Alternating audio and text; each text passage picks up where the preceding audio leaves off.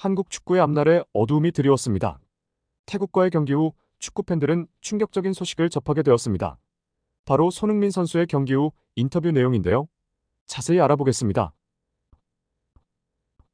북중미 월드컵 본선 진출을 위해 반드시 넘어야 하는 아시아 2차 예선으로 친선전이 아니었기에 승리가 필수였던 경기였습니다. 한국이 지난 수십 년간 월드컵 본선에 연속적으로 진출할 수 있었던 배경은 다름 아닌 태국 등 약팀에게 패배한 적이 별로 없었기 때문인데요. 실제로 이날도 한국은 절대적 우세였지만 상대 전적은 30승 7무 8패로 압도적 우위인 데다 피파 랭킹으로 봐도 한국은 22위인 반면 태국은 101위에 그쳐 한국의 낙승이 예상된 건 당연했습니다. 굳이 월드컵 예선이 아니었어도 한국은 승리가 필요했습니다. 지난 아시안컵 탈락으로 잡음이 끊이질 않았던 이후 첫 경기였기 때문에 냉랭하게 식은 여론을 반전시키기 위해서라도 승리 후의 다른 결과를 생각해서 안 됐죠. 그런데 경기 시작부터 분위기가 이상하게 흘러갑니다. 한국은 경기 초반 태국의 밀집 수비에 고전할 것이라는 분석이 있었던 건 사실이나 주요 격전지가 태국 진영이 아닌 아예 중원 싸움에서부터 막혔다는 것인데요. 높은 볼점 유율을 통해 경기를 지배하고자 했던 전술은 계속된 턴오버로 여의치 않았고 짧은 패스워크가 매끄럽지 않다 보니 최후방에서 김민재와 황인범이 다이렉트로 공격을 연결하는 등 단순한 롱패스 패턴이 반복됐습니다. 수비력이 좋았으면 모르겠는데 있다 금씩 들어오는 태국의 날카로운 역습도 한국 팬들의 간담을 서늘하게 만들었습니다. 한 예로 전반 8분 후방에서 드리블을 하던 백승호가 형편없는 탈압박으로 공을 놓쳤고 태국의 수파 차이가 지체 없이 중거리 슛을 날리자 골키퍼 조현우가 간신히 손끝으로 쳐내며 첫 실점 위기를 넘기게 되는데요. 물론 기본기에서 태국이 한국의 상대가 될 수 없었던 건 맞습니다. 조금씩이지만 빈틈을 찾아내기 시작한 선수들은 태국의 측면 방어가 약하다고 판단.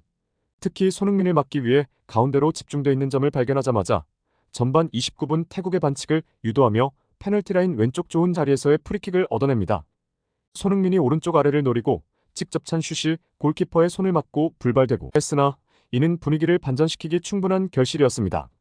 결국 전반 41분 초반보다 넓은 지역을 수비하던 과정에서 공간이 열리자 왼쪽 측면을 파고 들어간 이재성이 가운데로 컷백 패스를 날리면서 손흥민이 해결사다운 첫 득점을 뽑아내게 되는데요. 어매치 45번째 골을 기록한 손흥민은 상암 경기장을 찾은 팬들도 올게 왔다는 등 기쁨을 감추지 못했습니다. 아무리 한국이 최근 대표팀 논란으로 분위기가 뒤숭숭했지만 태국에 못 이긴다는 건 상상할 수 없는 법. 적어도 이 순간까진 모두가 그렇게 믿고 있는 듯 했는데요.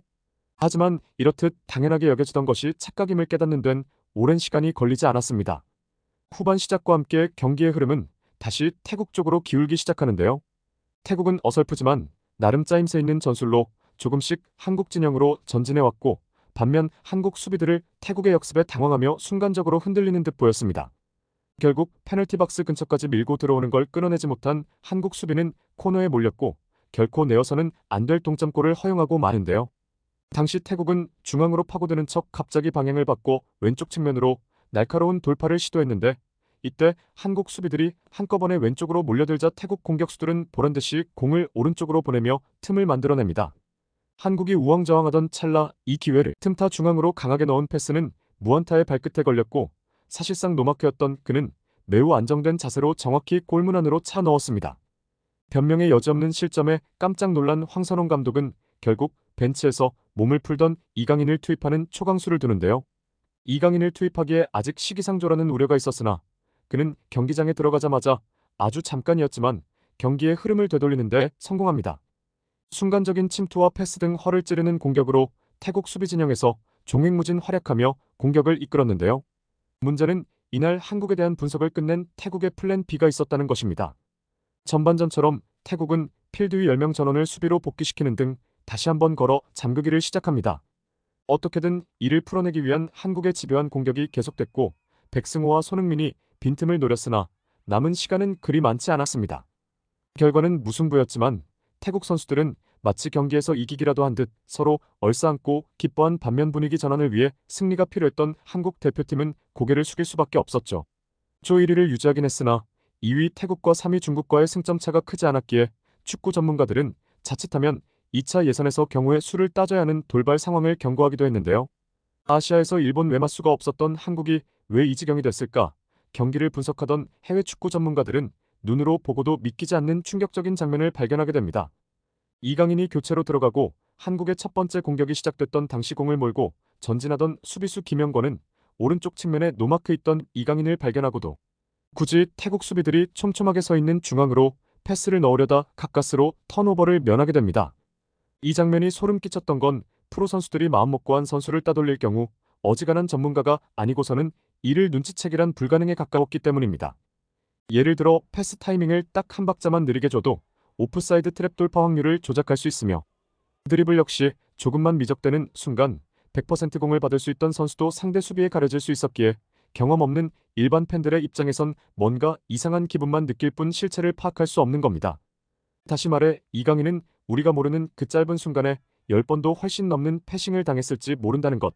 게다가 누가 봐도 쉽게 눈치챌 수 있을 만큼 노골적으로 이강인을 패싱했다는 건 적어도 일부 선수들 중엔 이날 경기에서 승리하는 것보다 어떻게든 이강인을 대표팀에서 몰아내겠다고 삐뚤어진 심보를 노출했다고 밖에 설명할 수 없었죠. 실제로 당시 이강인은 오죽 답답했는지 아직 표정 관리가 중요한 시기에 얼굴을 찡그리거나 나중엔 아예 두 손을 번쩍 들며 소리치는 등 제발 패스 한 번만 달라고 호소하게 하는데요. 아무리 손을 들거나 소리쳐봐도 선수들의 눈밖에 난 이강인은 투명인간이나 다름없었고 심지어 그의 행동에 이상함을 느낀 태국 선수들은 이강인을 연신 흘깃보며 어리둥절한 표정마저 짓습니다. 결국 이 상황을 눈치챈 태국 선수들은 아예 이강인이 뛰는 오른쪽을 텅 비워두며 여유롭게 한국 공격을 막아내는 지경에 이르는데요. 이를 처음 발견한 해외 축구 전문가들에 따르면 한국 대표팀은 이미 피해의 당사자인 손흥민도 용서했고 이강인이 축구에 집중할 수 있도록 도와달라고 부탁한 상황에 왜 이런 일이 벌어지는지 이해할 수 없다. 한국은 팀워크인 면에서 이미 손 쓸 수 없을 정도로 망가졌다거나 어린 선수를 이끌어줘야 할 고참 선수들의 따돌림이 한국 축구를 흑역사로 몰아넣을 것이라는 등 분통을 터뜨리기도 했습니다. 그도 그럴 것이 실제로 손흥민과 이강인은 아무런 문제가 없어 보였던 게 사실입니다. 후반 25분 페널티 박스 바로 앞에서 이강인이 침투 패스를 건네자 공을 이어받은 손흥민이 위협적인 슈팅을 날리는 등 호주전에서 보여준 케미는 여전히 위협적이었다. 주장으로서의 가치를 잘 알고 있던 손흥민은 결국 휘슬 소리가 들리자마자 더 이상 못해먹겠다는 듯 주장 완장을 패대기 쳐버립니다. 심지어 국내 매체와의 인터뷰에서 잠시 넣어뒀던 대표팀 은퇴설을 다시 꺼내들기까지 했는데 취재진을 만난 자리에서 그는 지난 아시안컵 이후 대표팀 은퇴를 진지하게 고려했었던 것이 사실이고 마음을 돌린 건 팬들 때문이었다.